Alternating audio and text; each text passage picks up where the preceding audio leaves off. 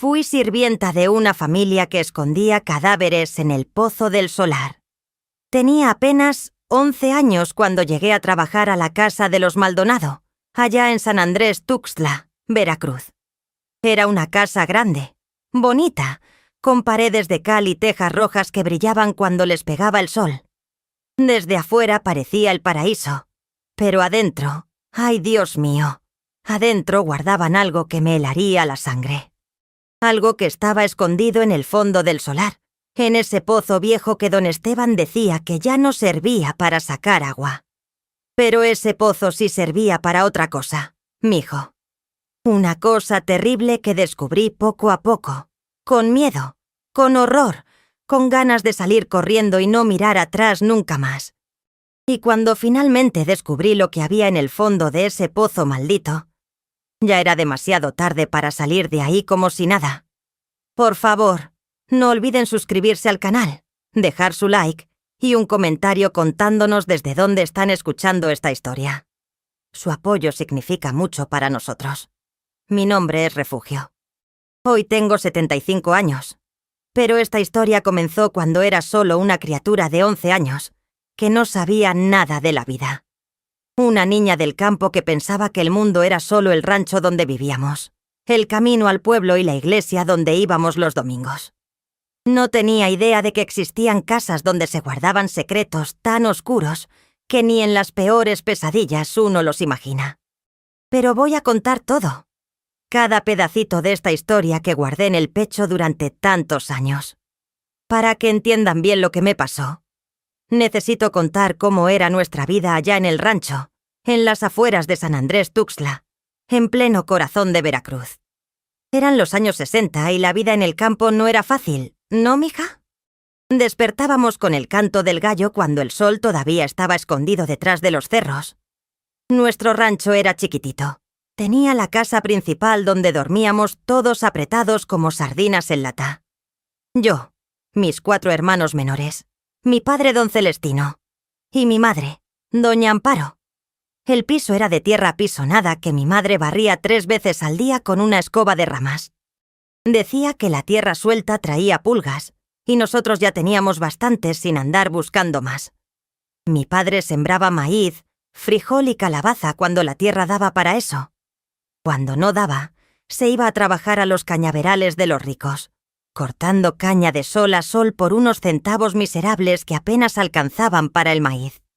Lo veía llegar en la tarde, doblado como gancho, la camisa empapada de sudor, las manos llenas de cortadas de las hojas filosas de la caña. Mi madre lavaba ropa ajena en el río.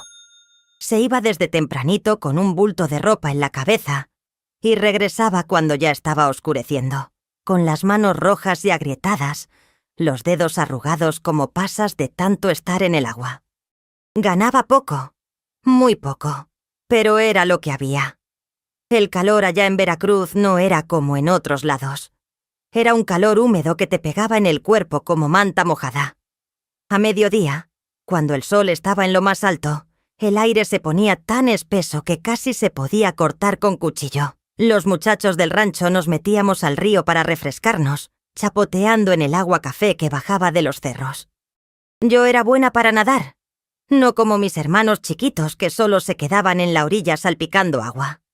Nuestra agua para tomar venía de un pozo que compartíamos con otros 3 ranchos de la vecindad. Había que ir a sacarla con cubeta amarrada y un lazo largo, echar la cubeta, esperar que se llenara, jalar despacio para no derramar.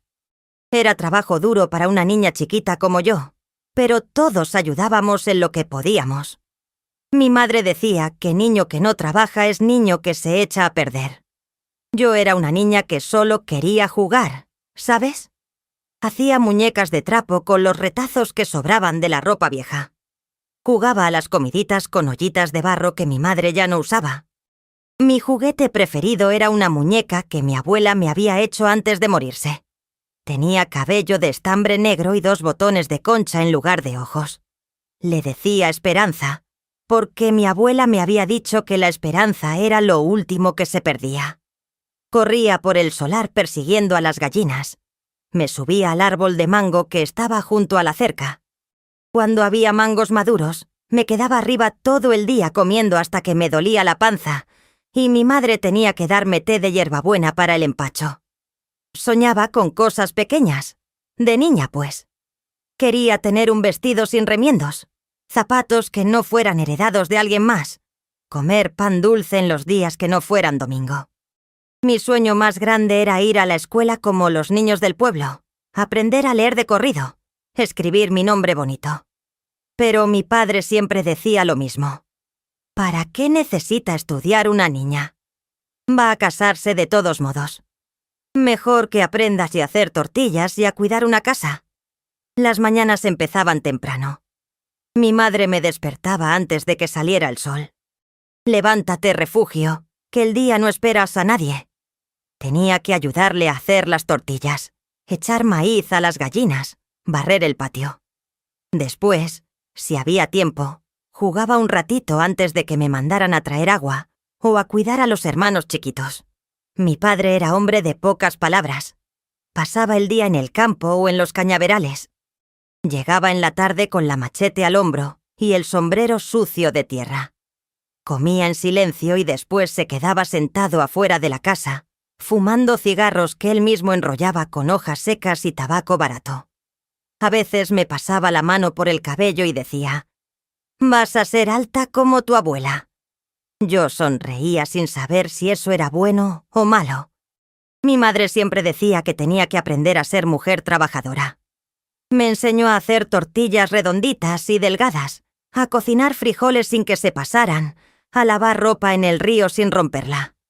Mujer que no sabe trabajar es carga para el marido, decía. Yo obedecía, pero en el fondo solo quería seguir siendo niña un poquito más. Los domingos eran el día que más me gustaba. Íbamos a misa al pueblo, yo con mi vestido menos remendado y el cabello peinado con aceite de coco. Veía a otras niñas de mi edad, algunas hasta traían zapatos de charol que brillaban. Me quedaba con envidia. Quería tanto tener algo así, algo que fuera mío y bonito. Después de misa nos quedábamos en la plaza conversando con los vecinos. Mi padre hablaba de lluvias y cosechas con los otros hombres. Mi madre intercambiaba recetas y chismes con las comadres. Yo corría con los otros niños. Compraba un dulce de coco si tenía un centavo. Era el día más feliz de la semana. Pero hasta en los momentos buenos sentía que había algo pesado en el aire. Veía a mis padres conversando bajito, preocupados. Escuchaba palabras que no entendía bien. Deudas, sin dinero, no alcanza, hambre. Mi padre suspiraba mucho. Mi madre se veía cada día más flaca, más cansada, con unas ojeras hondas que le hacían ver más vieja de lo que era. A veces llegaba gente del pueblo a cobrar. Hombres con sombrero y cara seria que hablaban fuerte con mi padre. Lo veía mover la cabeza, sacar unos pesos arrugados del bolsillo, pero nunca era suficiente. «La próxima semana», decía. «La próxima semana le pago el resto». Pero la próxima semana siempre llegaba con más deudas y menos dinero. Yo no entendía mucho de esas cosas de gente grande. Era solo una niña de 11 años que quería jugar con muñecas, nadar en el río y no tener hambre. Porque sí, teníamos hambre, mija.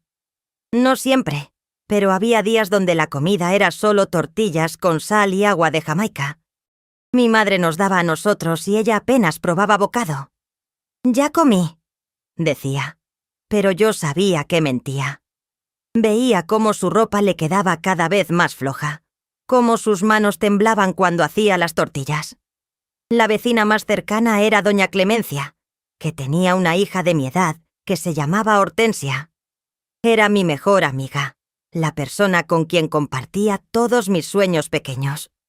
Pasábamos tardes enteras jugando debajo de los árboles, haciendo planes que nunca se iban a cumplir. «Cuando sea grande voy a vivir en una casa con piso de cemento», decía yo. «Y yo voy a tener una máquina de coser», respondía ella. Nos reíamos imaginando esa vida imposible. Pero un día escuché a mi madre decir algo que cambió todo. Algo que nunca voy a olvidar hasta el día que me muera. Estaba jugando afuera cuando escuché voces en la casa. Era mi madre conversando con mi padre, pero el tono era diferente, más desesperado. Me escondí detrás de la pared para escuchar mejor, pisando despacito para no hacer ruido. Y fue ahí que escuché una conversación que hizo que mi mundo se derrumbara. Fue en una tarde de jueves que mi vida cambió para siempre. Estaba jugando con Hortensia haciendo muñecas de hojas de maíz cuando escuché a mi madre llamándome. «Refugio, ven acá». Su voz sonaba extraña, como si hubiera estado llorando. Entré a la casa y vi a mis padres sentados en las únicas 2 sillas que teníamos. Entre ellos estaba una señora que nunca había visto. Era una mujer grande, gorda, con un vestido negro y un rebozo café. Tenía la cara seria, como de quien no se anda con tonterías. «Buenas tardes», dije bajito, sin saber qué estaba pasando. La señora me miró de arriba abajo, como si fuera una gallina que estaba pensando comprar en el tianguis. «Está flaquita», dijo, «pero se ve fuerte. ¿Sabe hacer tortillas?» «Sí, señora», respondí. «¿Y lavar ropa? ¿Barrer? ¿Cocinar?» «Sí, señora. Mi mamá me enseñó». Mi madre se limpió los ojos con la punta del delantal. Mi padre miraba al piso como si ahí estuviera escrito algo muy importante. «Hija», mi madre empezó, y su voz se quebró un poquito. «Esta señora es doña Perpetua. Trabaja para una familia muy buena aquí en el pueblo, los Maldonado. Necesitan una muchacha para ayudar en la casa». Mi corazón empezó a latir más fuerte. No sabía por qué, pero sentía que algo malo venía por delante. «¿Una muchacha?», pregunté. «Sí, mija. Una sirvienta». La palabra sirvienta cayó como piedra en mi estómago. Doña Perpetua siguió hablando con su voz ronca. «Los Maldonados son gente decente. Tienen una hacienda grande, casa bonita. Necesitan alguien que ayude con la limpieza, con la cocina, con las cosas de la casa. Te van a pagar 6 pesos al mes. Te van a dar de comer y un lugar donde dormir. 6 pesos. Para mi familia era mucho dinero, pero para mí significaba dejar todo lo que conocía. «¿Me voy a ir?», pregunté con la voz finita. Mi madre se puso a llorar. «Es por necesidad, hija. No hay de otra. Tu padre no puede conseguir trabajo fijo. Los niños tienen hambre. Con lo que te paguen vamos a poder comprar maíz para todo el mes. Pero yo no me quiero ir». Las lágrimas empezaron a bajar por mi cara. «Pues no es lo que tú quieras». Mi padre habló por primera vez, la voz dura. «Es lo que se tiene que hacer. Muchas niñas trabajan de sirvientas. No te va a pasar nada malo». Doña Perpetua se levantó de la silla. «Mañana en la mañana vengo por ella. Que esté lista temprano. Los Maldonado no les gusta esperar». Y se fue, dejando un silencio pesado en la casa. Esa noche, acostada en el petate donde dormía con mis hermanos, lloré escondida. Lloré como nunca había llorado en la vida. Lloré por mi infancia que se estaba acabando. Lloré por mis juegos, por mi amiga Hortensia, por el río donde nadaba, por el mango donde me subía. Lloré porque con 11 años me estaban mandando a trabajar como adulta. Mi madre vino en la noche y se acostó a mi lado. Me abrazó fuerte y me susurró al oído. «Perdóname, hijita, perdóname por mandarte. Si hubiera otra manera». «No la mande, mamá», le dije. «Por favor, no me mande. No hay de otra, mija, no hay de otra». Y siguió abrazándome mientras las 2 llorábamos en silencio para no despertar a los niños. El viernes por la mañana, cuando doña Perpetua llegó por mí, todavía estaba oscuro. Me había bañado en el río con agua helada. Me había puesto mi único vestido que no estaba muy remendado. Mi madre me había peinado el cabello con aceite y me había hecho 2 trenzas. «Listo», dijo, pero no pudo sonreír. Mi padre me dio la mano, algo raro en él porque no era hombre de cariños. «Pórtate bien, sé obediente, no des problemas». «Sí, papá». Mis hermanos chiquitos me miraban sin entender por qué me iba con una señora extraña. Hortensia vino corriendo cuando me vio salir. «¿A dónde vas, Refugio?». Me voy a trabajar al pueblo. ¿Cuándo regresas? No sé. Nos abrazamos llorando hasta que doña Perpetua me jaló del brazo. Ya vámonos, que se hace tarde. El camino al pueblo fue el más largo de mi vida. Caminamos como 1 hora por el camino de tierra.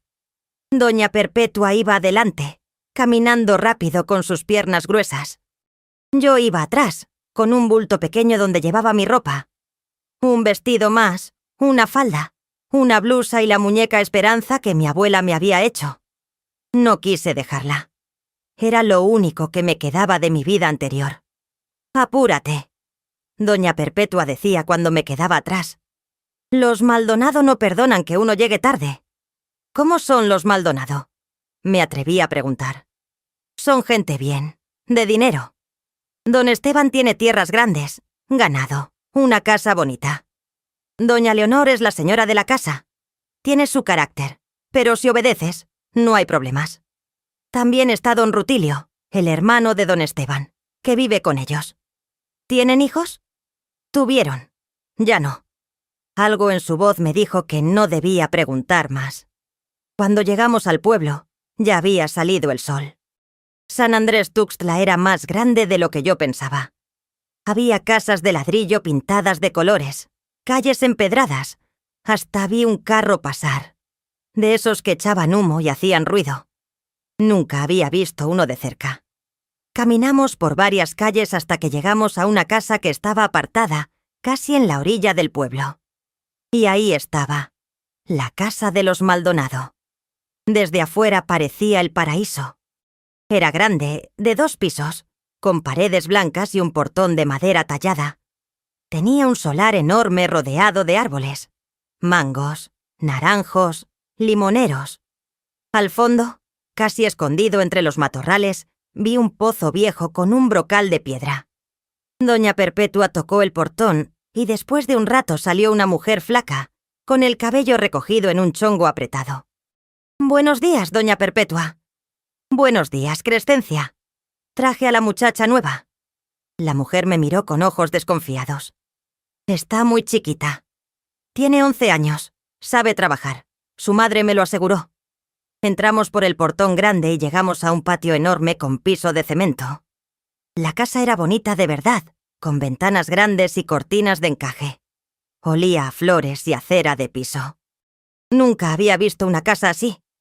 Doña Perpetua me llevó por un pasillo largo hasta llegar a la cocina.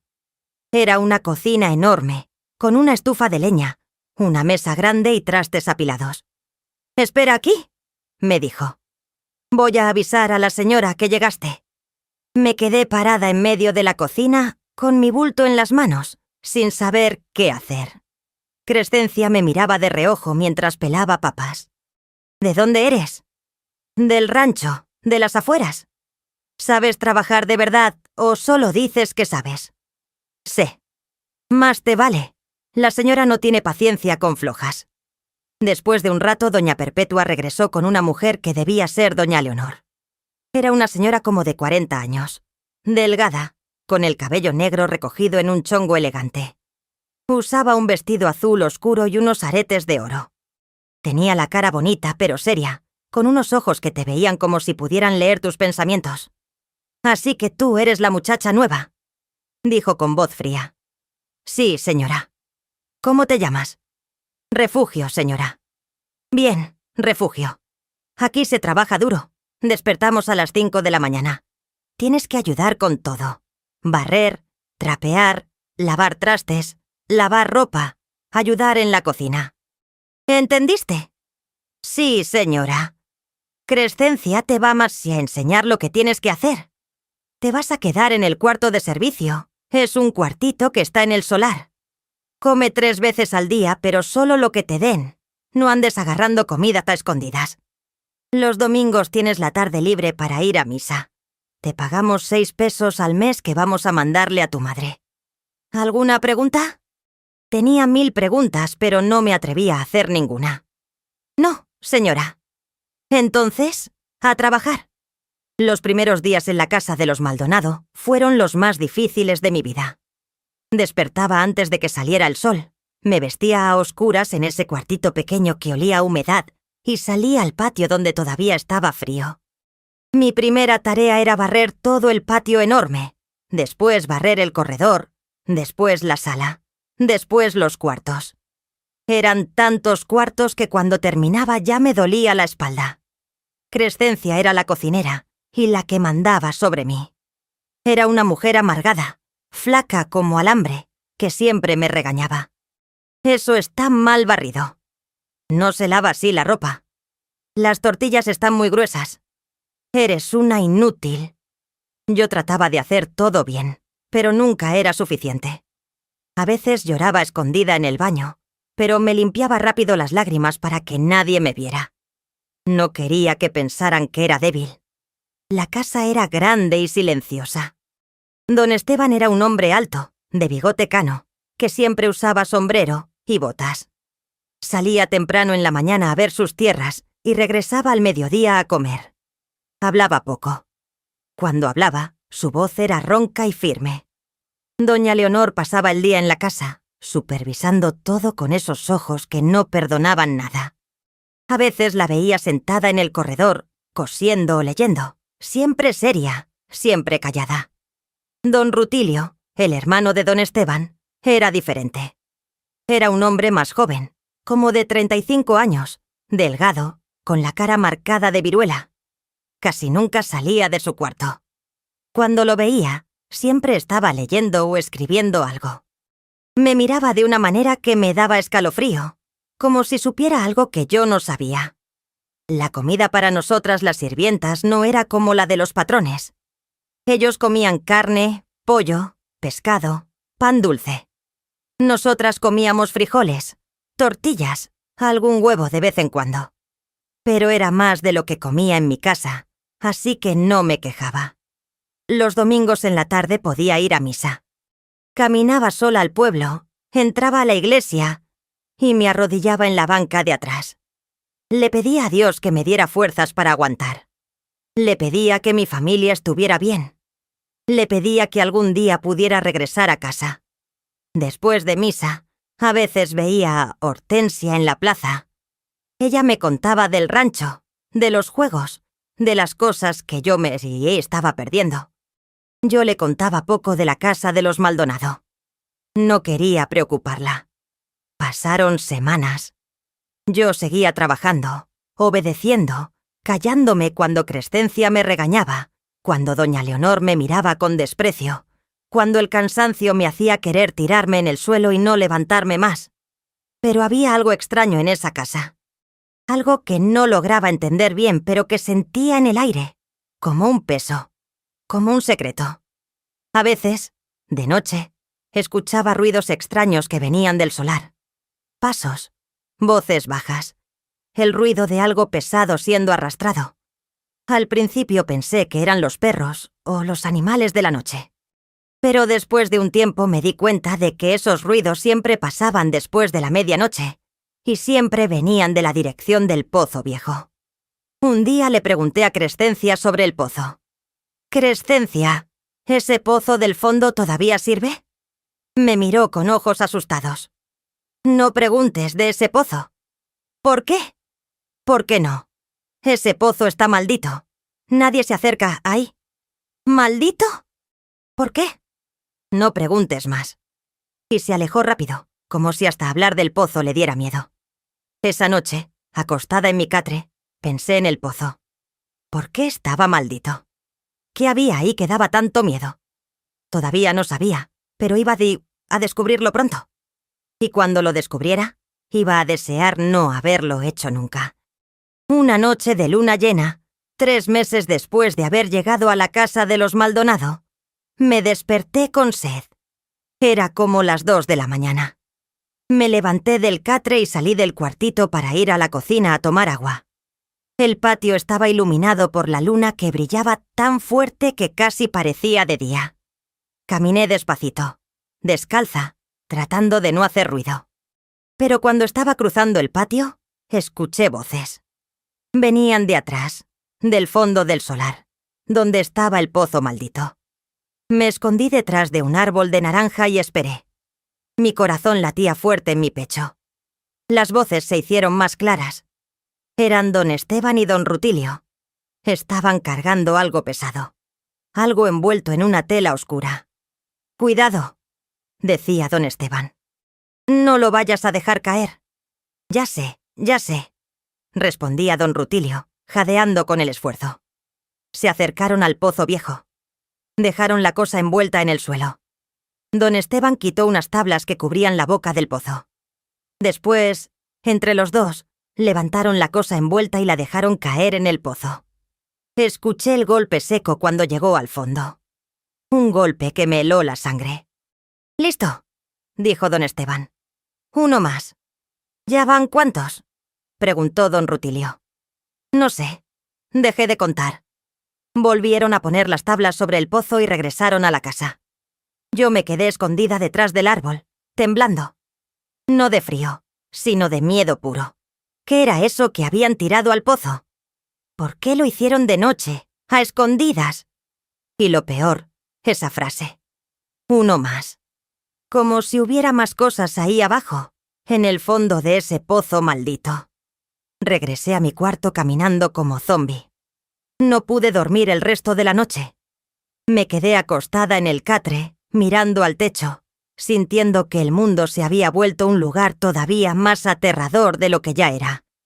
Cuando amaneció y empecé mi trabajo, me sentía mareada de cansancio y de miedo. Crescencia me regañó. «¿Qué te pasa hoy? Estás toda lenta». «Nada, Crescencia». «Pues apúrate o la señora se va a enojar». Traté de trabajar normal, de no pensar en lo que había visto. Pero cada vez que miraba hacia el fondo del solar, hacia ese pozo con las tablas encima, sentía que un escalofrío me recorría la espalda. Ahí adentro había algo terrible. Y nadie más que don Esteban, don Rutilio y yo sabíamos que estaba ahí. Pasaron días. Yo seguía trabajando, pero ahora con un miedo constante en el pecho.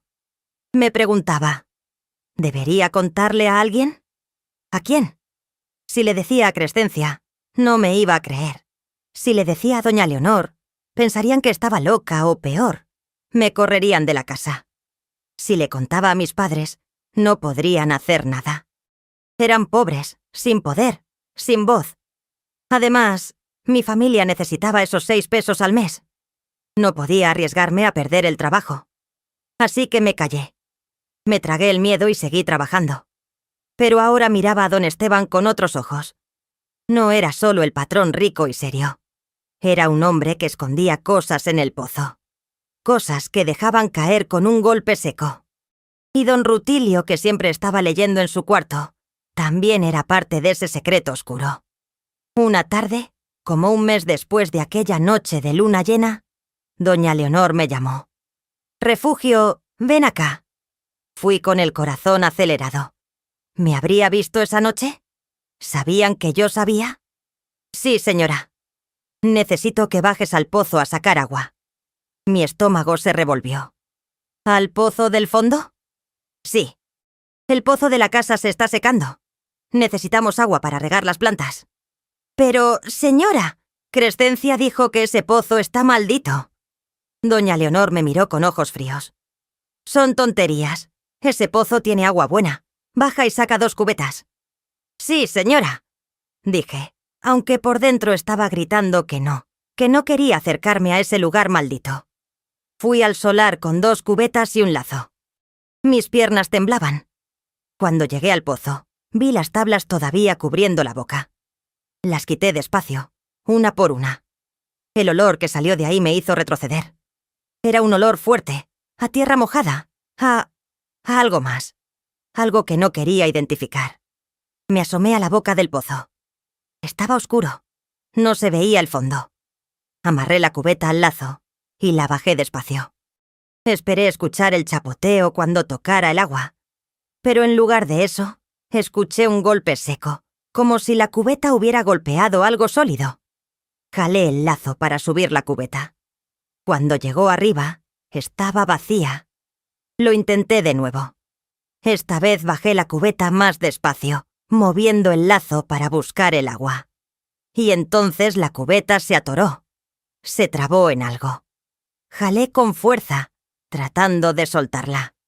Y cuando por fin se soltó y subió, traía algo pegado. Un pedazo de tela podrida. Negra, mojada, pestilente. La tela tenía manchas oscuras que parecían sangre vieja. Solté el lazo como si quemara. La cubeta cayó de vuelta al pozo con un ruido que resonó en el fondo. Retrocedí tropezando, el corazón a 1000 por hora. Ahí dentro no había solo agua. Había algo más.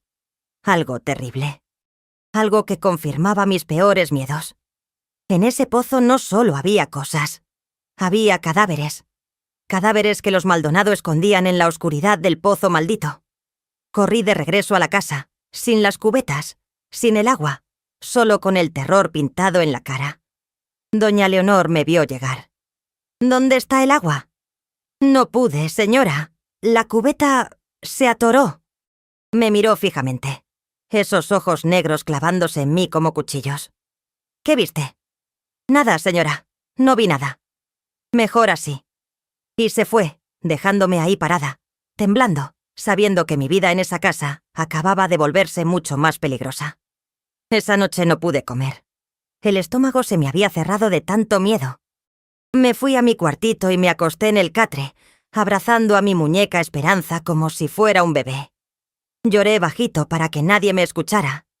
Estaba atrapada en una casa donde pasaban cosas terribles. Una casa donde había cadáveres escondidos en un pozo. Y yo no podía hacer nada. No podía escapar porque mi familia necesitaba el dinero. No podía contarle a nadie porque... ¿quién me iba a creer? Era solo una niña sirvienta. Una niña sin voz, sin poder. En la madrugada me desperté con un ruido. Eran pasos que venían hacia mi cuartito. Cerré los ojos haciéndome la dormida. La puerta se abrió despacio. Alguien entró. Sentí que se acercaba a mi catre. Me quedé inmóvil, el corazón latiendo tan fuerte que pensé que iba a estallar. Una mano me tocó el hombro. «Refugio». Era la voz de doña Leonor, susurrando en la oscuridad. «Sé que estás despierta».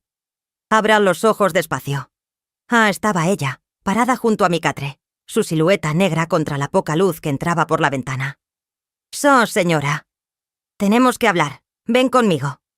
Me levantó temblando y la seguí afuera. Caminamos al corredor de la casa. Estaba don Esteban sentado en una silla, fumando un cigarro. Don Rutilio estaba parado junto a Puecle. Los tres me miraban. Yo sabía que esta conversación iba a cambiar todo. «Siéntate», me dijo doña Leonor señalando una silla. Me sentó con las manos temblando en el regazo. «Tú viste algo la otra noche, ¿verdad?», preguntó don Esteban con voz grave. «No ten acaso mentir». Señor». «¿Qué viste?» «Vi que usted y don Rutilio tiraron algo al pozo». Se miraron entre ellos. Doña Leonor suspiró hondo. «Entonces ya sabes». «¿Qué sé, señora?» «¿Sabes lo que hay en el pozo?» Mi boca estaba seca. «¿Qué hay en el pozo?» Don Esteban aplastó el cigarro con el pie.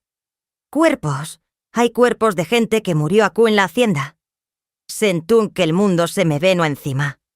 Me lo había imaginado, pero escucharlo confirmado asa, con esas palabras tan feras, era diferente. «¿Por qué?», logré decir. «¿Por qué los mataron?» Don Rutilio habló por primera vez. «No los matamos, eso tienes que entender. No somos asesinos». «Entonces, ¿cómo llegaron ajá?» Doña Leonor se sentó a mi lado. Por primera vez su cara no se vea dura. Se vea cansada, triste. «Voy a contarte una historia, Refugio. Una historia que nadie más sabe. Y después de que la escuches, tú vas a decidir si nos crees o no». Y en ese corredor iluminado solo por la luz de la luna, doña Leonor empezó a contar.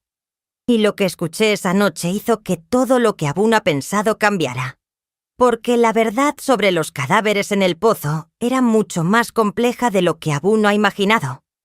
«Hace 10 años», empezó doña Leonor. «Don Esteban y yo tuvimos 2 hijos, gemelos. Se llamaban Rafael y Miguel.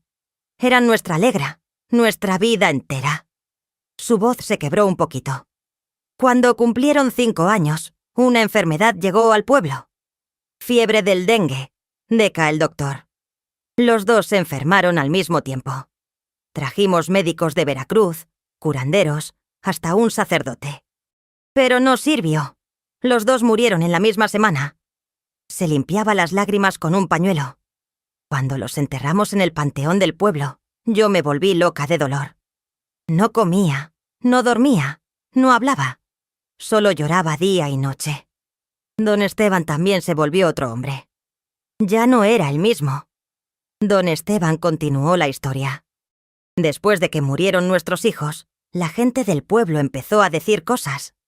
Decían que nuestra familia estaba maldita. Decían que algo malo habíamos hecho para que Dios nos castigara quitándonos a los niños. Nos empezaron a evitar. Ya no querían hacer negocios con nosotros. Hasta en la iglesia nos miraban raro. Un día, siguió doña Leonor, llegó una mujer a la casa. Era una mujer del camino, flaca, sucia, enferma. Traía a su hijo cargando. El niño estaba muerto. Había muerto de hambre en el camino. La mujer me rogó que le ayudaras a enterrarlo. Decía que en el pueblo no la dejaban porque no tenía dinero. La dejamos enterrar al niño aquí en el solar, dijo don Esteban. Al día siguiente amaneció la mujer muerta también. De pura tristeza, creo. O de hambre. O de las dos cosas. La enterramos junto a su hijo. Después de eso, continuó don Rutilio, empezó a llegar más gente. Gente que huía de algo o de alguien. Gente enferma que no tenía a dónde ir. Gente que el pueblo rechazaba. Y a veces morían aquí. De enfermedad, de vejez, de cansancio. No podíamos llevarlos al panteón porque la gente del pueblo ya no quería que trajéramos muertos. Decían que traíamos mala suerte, así que los enterrábamos aquí, en secreto. Doña Leonor me miró directo a los ojos.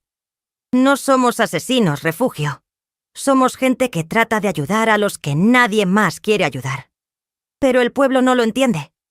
Si supieran que tenemos cuerpos aquí, nos acusarían de cualquier cosa. Nos meterían a la cárcel, nos quitarían todo. Pero, ¿por qué en el pozo?, pregunté. Porque la tierra del solar es dura. Cavar es difícil. El pozo ya estaba ahí. Ya estaba seco. Era el lugar más fácil. Me quedé en silencio tratando de procesar todo lo que acababa de escuchar. ¿Entonces nadie fue asesinado? Nadie, dijo don Esteban firmemente. Todos murieron de causas naturales o porque ya venían moribundos. Nosotros solo les dimos refugio en sus últimos días. Y después les dimos sepultura cuando nadie más lo iba a hacer. Pero esa tela que vi, dije recordando el pedazo podrido que había subido con la cubeta. Tenía manchas como de sangre. Algunos llegaban heridos, explicó don Rutilio. Gente que huía de peleas, de venganzas. Tratábamos de curarlos, pero no siempre funcionaba. Cuando morían, los envolvíamos en telas y los bajábamos al pozo. Doña Leonor me agarró la mano. Refugio, estamos confiando en ti con nuestro secreto más grande. Un secreto que podría destruirnos. Pero necesitabas saber la verdad porque viste algo, y tienes derecho a entender qué fue. ¿Por qué me lo cuentan?, pregunté. ¿Podrían solo haberme corrido de la casa? ¿Por qué no eres solo una sirvienta para nosotros?, dijo doña Leonor. Eres una niña que está lejos de su familia, que trabaja duro, que no se queja. No queremos que tengas miedo de nosotros. No queremos que pienses que somos monstruos. Pero sí tengo miedo, admití. Don Esteban asintió. Es normal. Yo también tendría miedo si estuviera en tu lugar. Pero te juro por lo más sagrado que ninguno de esos cuerpos llegó ahí por nuestras manos. Todos murieron solos. Nosotros solo les dimos descanso. Me quedé pensando. ¿Les creía? ¿O solo me estaban contando una historia bonita para que no los delatara? Si no me creen, dijo doña Leonor como si me leyera el pensamiento, pueden irse mañana mismo. Les daremos todo el dinero que hemos estado mandando a su familia más un extra. No las vamos a obligar a quedarse. Pero si decides quedarte, agregó don Esteban. Tienes que prometer que nunca vas a contar este secreto. Nunca. Aunque te vayas de aquí. Aunque pasen años. Este secreto muere con nosotros. Miré a los tres. Vi cansancio en sus caras. Vi tristeza. Vi personas que estaban cargando un peso enorme. Y de repente entendí. Los cadáveres en el pozo no eran su crimen. Eran su secreto. Un secreto que cargaban para proteger a gente que ya había muerto. Un secreto que podría destruirlos si alguien más lo supiera. «Me quiero quedar», dije finalmente. «¿Estás segura?», preguntó doña Leonor. «Sí, pero quiero algo a cambio». «¿Qué?». «Quiero que me enseñen a leer y a escribir». «Bien. No solo las letras. Quiero aprender de verdad». Los tres se miraron sorprendidos. Don Rutilio fue el primero en sonreír. «Yo te puedo enseñar. Tengo muchos libros. Puedo darte clases cuando termines tu trabajo. Y yo te voy a pagar doble», dijo don Esteban. 12 pesos al mes en lugar de 6, porque ahora no solo eres sirvienta, eres guardiana de nuestro secreto. Esa noche sellamos un pacto extraño. Yo me quedaba en la casa de los Maldonado. Cuidaba su secreto. Y ellos, a cambio, me daban educación y mejor paga. Era un acuerdo que cambiaría mi vida para siempre. Los meses que siguieron fueron los más extraños de mi vida. Seguía trabajando como sirvienta, pero ahora veía todo diferente. Ya no le tenía tanto miedo a don Esteban. Ya no sentía que doña Leonor me miraba con desprecio.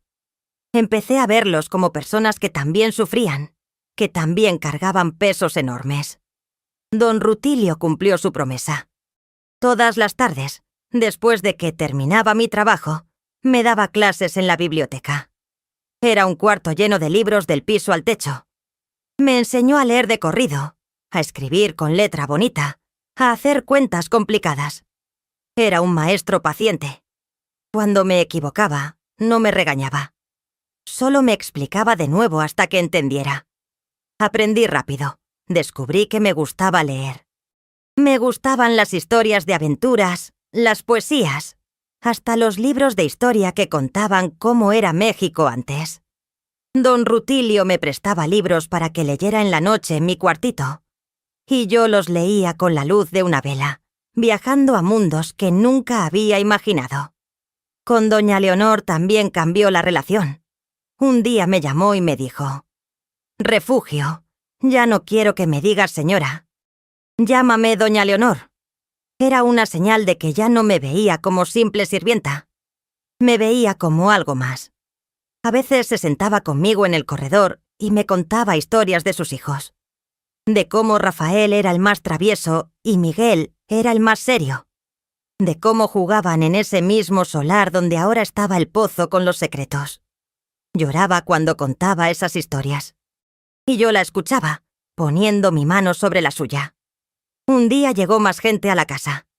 Era un hombre viejo, flaquísimo, que apenas podía caminar. Lo traía un conocido de don Esteban. «Está enfermo. Lo corrieron del pueblo por andar pidiendo limosna. No tiene familia. Va a morir pronto». Don Esteban lo recibió. Le dieron un cuarto, comida, medicina. Yo lo cuidaba. Le llevaba caldito, le cambiaba las sábanas, le leía en voz alta porque sus ojos ya no veían bien. Se llamaba don Pascual. Duró 3 semanas. Una mañana amaneció muerto, tranquilo, con una sonrisa en la cara. Lo envolvimos en sábanas limpias. Esa noche, don Esteban y don Rutilio lo bajaron al pozo. Yo los vi desde lejos. Y por primera vez no sentí horror. Sentí tristeza, sí. Pero también sentí que don Pascual había tenido suerte. Porque murió acompañado, cuidado, con dignidad. No murió solo en un camino como perro. Así pasaron 2 años. Yo seguía trabajando, estudiando, creciendo. Ya no era la niña asustada de 11 años. Tenía 13 y me estaba volviendo mujer. Leía libros de filosofía. Escribía poesías. Ahorraba mi dinero. Los domingos seguía yendo a misa. Veía a Hortensia y le contaba cosas, pero nunca el secreto. Ese secreto lo guardaba bien guardadito en mi pecho. Mi familia recibía los 12 pesos al mes. Mi padre pudo comprar unas herramientas mejores. Mis hermanos empezaron a comer mejor. Mi madre ya no se veía tan demacrada. Y yo, aunque extrañaba mi casa, sabía que estaba en un lugar donde estaba aprendiendo cosas que nunca habría aprendido en el rancho. Pero un día pasó algo que lo cambió todo de nuevo. Llegó la policía a la casa de los Maldonado. Eran 3 policías montados en caballos. Tocaron el portón fuerte. Don Esteban salió a recibirlos. «Buenos días, don Esteban». «Buenos días, comandante». «¿En qué puedo servirles?» «Tenemos una denuncia. Dicen que en esta casa ustedes esconden gente. Gente que desaparece». Mi corazón se detuvo. Alguien había hablado. Alguien sospechaba. «No sé de qué hablan», dijo don Esteban con voz tranquila. «Aquí solo vivimos mi familia y las sirvientas». «Entonces no le molestará que revisemos la propiedad». «Claro que no. Adelante». Los policías entraron. Revisaron la casa cuarto por cuarto. Revisaron el solar. Y finalmente llegaron al pozo. «¿Y esto?», preguntó el comandante. «Un pozo viejo. Ya no sirve». «Vamos a ver». Quitaron las tablas. Se asomaron a la boca del pozo. El olor que salió los hizo retroceder. «Huele raro. Está seco hace años. Es normal que huela a tierra podrida». El comandante agarró una piedra y la tiró al pozo. Esperaron escuchar el golpe en el fondo. Cuando golpeó, sonó como golpe en algo sólido. «Suena como si hubiera algo ahí abajo». «Es tierra acumulada», dijo don Esteban. Pero yo veía que estaba sudando. El comandante se quedó pensando. Después miró a don Esteban. «Vamos a tener que bajar a revisar». «No hay necesidad». «Sí la hay. Si no tienen nada que esconder, no hay problema». Trajeron lazos y uno de los policías empezó a bajar al pozo. Yo estaba escondida en la cocina viendo todo por la ventana. Crescencia estaba junto a mí, también asustada. Doña Leonor estaba parada en el corredor, pálida como papel. Don Rutilio había desaparecido. Seguramente se escondió en algún cuarto. El policía bajó despacio por el pozo. Tardó mucho. Finalmente gritó desde abajo. «Comandante, hay algo aquí». Mi mundo se derrumbó en ese momento. Todo se había acabado. Los iban a arrestar. Los iban a meter a la cárcel. Y yo, que sabía el secreto, tal vez también. «¿Qué hay?», gritó el comandante. «Huesos, señor, muchos huesos». El comandante miró a don Esteban con ojos duros. «Tiene mucho que explicar, don Esteban». «Puedo explicar todo». «Lo va a explicar en la delegación». «Está arrestado». Sacaron a don Esteban de la casa con las manos amarradas. Doña Leonor lloraba. Don Rutilio salió de su escondite y también lo arrestaron. Los 3 policías se los llevaron montados en los caballos. Yo me quedé ahí parada, viendo cómo se llevaban a la familia que me había dado educación, que me había dado oportunidad, que me había confiado su secreto más oscuro. Esa noche, doña Leonor me llamó. Sus ojos estaban rojos de llorar. «Refugio, tienes que ayudarme». «¿Cómo, doña Leonor?» «Tienes que ir al pueblo y contar la verdad. Contar que nosotros no matamos a nadie, que solo ayudábamos a gente que nadie más ayudaba». «Pero, ¿quién me va a creer? Soy solo una niña sirvienta». «Don Rutilio tiene documentos, nombres de todas las personas que murieron aquí. Fechas, causas de muerte. Todo anotado en sus cuadernos. Si llevas esos documentos, tal vez te crean». «¿Dónde están los cuadernos?» «En la biblioteca, en el cajón de su escritorio». Fui a la biblioteca. Busqué en el cajón. Ahí estaban. 3 cuadernos gruesos llenos de anotaciones con la letra cuidadosa de don Rutilio. Nombres, fechas, historias. José Martínez, 65 años, murió de pulmonía el 15 de marzo de 1963. Claudia Hernández y su hijo Pedro murieron de hambre y enfermedad, 3 de julio de 1964. Pascual Gómez, 73 años, murió de vejez, 12 de agosto de 1965. Página tras página, historia tras historia. Gente que había llegado a esa casa buscando refugio en sus últimos días. Gente que murió con dignidad y fue enterrada en secreto, porque el mundo afuera no los quería, ni vivos ni muertos. Agarré los cuadernos y regresé con doña Leonor. Los encontré. Llévalo mañana a la delegación. Entregáselos al comandante. Dile la verdad. Por favor, Refugio. Eres la única que puede salvarlos. Esa noche no dormí. Me quedé leyendo los cuadernos, conociendo las historias de toda esa gente. Y entendí que los Maldonado no eran villanos. Eran héroes callados que cargaban un secreto enorme para proteger la dignidad de los muertos. Al día siguiente me vestí con mi mejor ropa. Agarré los cuadernos y caminé al pueblo. Entré a la delegación con las piernas temblando. Quiero hablar con el comandante. Me miraron raro. ¿Una niña? ¿Qué quieres? Tengo información sobre don Esteban Maldonado. Me hicieron pasar. El comandante estaba sentado atrás de un escritorio lleno de papeles. ¿Y tú quién eres? Soy Refugio. Trabajo en la casa de los Maldonado. Ah, la sirvienta. ¿Vienes a decir algo? Sí, señor. Vengo a decir la verdad. Y ahí, en esa delegación pequeña, frente a ese comandante que me miraba con desconfianza, conté todo. Conté cómo había llegado a esa casa. Cómo descubrí el secreto del pozo. Cómo los Maldonado me explicaron todo. Cómo no eran asesinos sino personas que ayudaban a gente rechazada. Le enseñé los cuadernos de don Rutilio. Le expliqué cada nombre, cada fecha, cada historia. El comandante leyó despacio. Su cara fue cambiando conforme leía. Esto es inesperado. ¿Me cree, señor? Se quedó callado por un rato. Es una historia difícil de creer. Pero estos cuadernos están muy detallados. Tienen información que solo alguien que realmente cuidó a estas personas podría tener. Entonces, ¿los va a soltar? Tengo que investigar más. Pero sí, esto cambia las cosas. Pasaron 2 semanas. 2 semanas donde yo seguí trabajando en la casa vacía. Solo estábamos Crescencia y yo. La casa se sentía muerta sin los Maldonado. Hasta el pozo parecía menos aterrador ahora que sabía la verdad.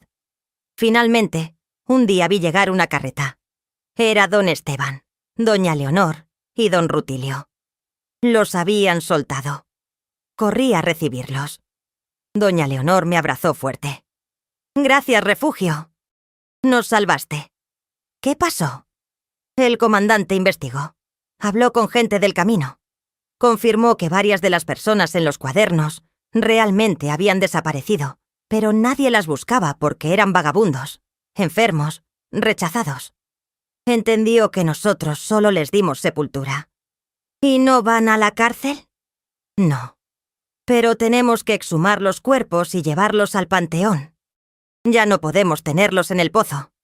Y así fue. En las semanas siguientes, con ayuda del pueblo, sacaron todos los cuerpos del pozo. Eran 14 en total. Los llevaron al panteón y les dieron sepultura cristiana. El padre del pueblo bendijo las tumbas. Y por primera vez esas personas tuvieron un lugar digno de descanso. Después de eso, la vida en la casa de los Maldonado cambió. Ya no llegaba más gente a morir ahí. Don Esteban decidió que era demasiado peligroso seguir con esa práctica. Hicimos lo que pudimos, dijo. Ayudamos a quien pudimos. Ahora toca vivir en paz. Yo seguí trabajando ahí 2 años más. Don Rutilio continuó dándome clases. Aprendí tanto que cuando cumplí 15 años, él me dijo: «Ya no tengo nada más que enseñarte. Aprendiste todo lo que sé». Doña Leonor me trataba ya no como sirvienta, sino como hija. Me regalaba vestidos, zapatos, libros. Me decía: «Tú nos salvaste, Refugio. Nunca lo vamos a olvidar». Cuando cumplí 16, tomé una decisión. «Doña Leonor, me quiero ir». «¿A dónde?» «A Veracruz. Quiero estudiar en la escuela normal. Quiero ser maestra». Ella sonrió con lágrimas en los ojos. «Siempre supe que ibas a volar lejos». Me dieron dinero. Mucho dinero. Todo lo que me habían pagado más un extra. «Para tu escuela», dijeron. Me fui a Veracruz con mis ahorros y entré a la escuela normal. Estudié 3 años. Me gradué como maestra. Regresé a San Andrés Tuxtla y abrí una escuela pequeña donde enseñaba a niños del campo. Niños como yo había sido. Niños que soñaban con aprender, pero no tenían oportunidad. Me casé a los 22 con un hombre bueno, maestro también, que se llamaba Tomás. Tuvimos 3 hijos. Los 3 estudiaron, se hicieron profesionistas. Los Maldonado siguieron siendo mis amigos hasta el día que murieron. Don Esteban murió primero, de viejo, a los 70 años. Doña Leonor vivió hasta los 75. Don Rutilio fue el último, murió a los 68. Fui a los 3 entierros. Lloré en los 3. Porque ellos habían sido más que patrones. Habían sido familia. Hoy, a los 75 años, cuando miro hacia atrás, veo que sobreviví. Más que eso, vencí. Vencí el miedo. Vencí la pobreza. Vencí la falta de educación. Me convertí en maestra. Eduqué a cientos de niños. Crié una familia hermosa. Viví una vida llena de propósito. Y el secreto del pozo, ese secreto que me aterrorizó al principio, se convirtió en la lección más importante de mi vida. Aprendí que no todo lo que parece malo es malo.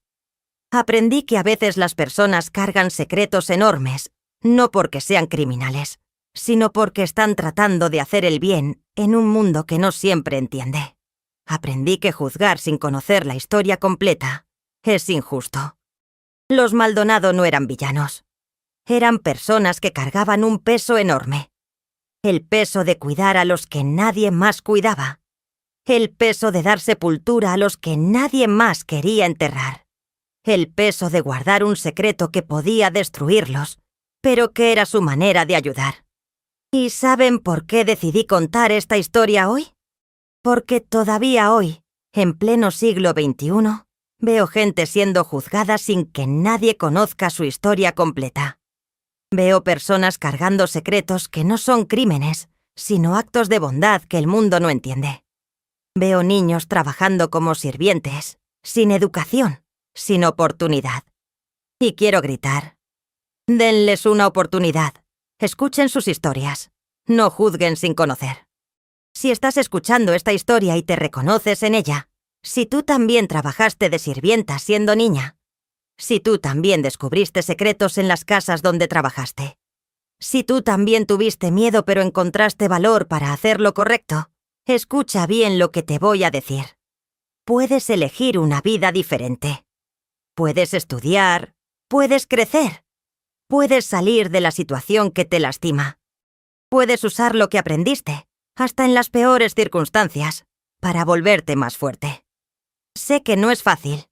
Sé que duele, que da miedo, que parece imposible. Pero sí es posible. Yo soy la prueba de que es posible. Yo era una niña de 11 años que fue mandada a trabajar a una casa donde descubrí que había cadáveres en un pozo. Podría haberme quedado paralizada de miedo. Podría haber salido corriendo y no ver atrás. Pero elegí quedarme. Elegí conocer la verdad. Elegí ayudar. Y esa decisión cambió mi vida. Aprendí que no todo es lo que parece. Aprendí que la gente carga pesos enormes que no podemos ver. Aprendí que hacer lo correcto a veces significa enfrentar el miedo. Y aprendí que la educación es la llave que abre todas las puertas. Si estoy aquí contando esta historia, es para que ninguna niña tenga que cargar sola el peso de un secreto como el que yo cargué. Y para que ninguna mujer olvide. Ustedes merecen educación. Ustedes merecen oportunidades. Todas ustedes. Siempre. Y así termina mi historia, mis queridos. La historia de una niña que descubrió que los cadáveres en el pozo no eran el horror que pensaba, sino el peso enorme de personas buenas tratando de hacer el bien en secreto. Espero que les haya gustado conocer un pedacito de mi vida. Espero que esta historia haya tocado el corazón de ustedes, principalmente de las personas que están pasando por situaciones difíciles. Si llegaron hasta aquí es porque esta historia despertó algo en ustedes y me da mucho gusto. Por eso, ahora les quiero pedir una cosita. Si esta historia los conmovió, si se emocionaron, si conocen a alguien que necesita escuchar este mensaje de valor y verdad, dejen un comentario aquí abajo. Cuéntenme qué les pareció la historia. ¿Ya pasaron por algo parecido? ¿Alguna vez descubrieron que algo que pensaban que era malo en realidad era bueno? Leo todos los comentarios y me da mucha alegría saber que mis historias llegan al corazón de ustedes. Y si todavía no se han suscrito a nuestro canal, Historias de Abuelitas, hagan clic en la campanita ahí abajo para suscribirse y no perderse ninguna de nuestras historias.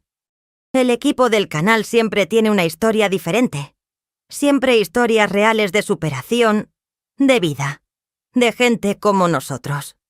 Hasta la próxima historia, mis queridos. Y recuerden, no juzguen sin conocer la historia completa. A veces los secretos más oscuros esconden los corazones más bondadosos.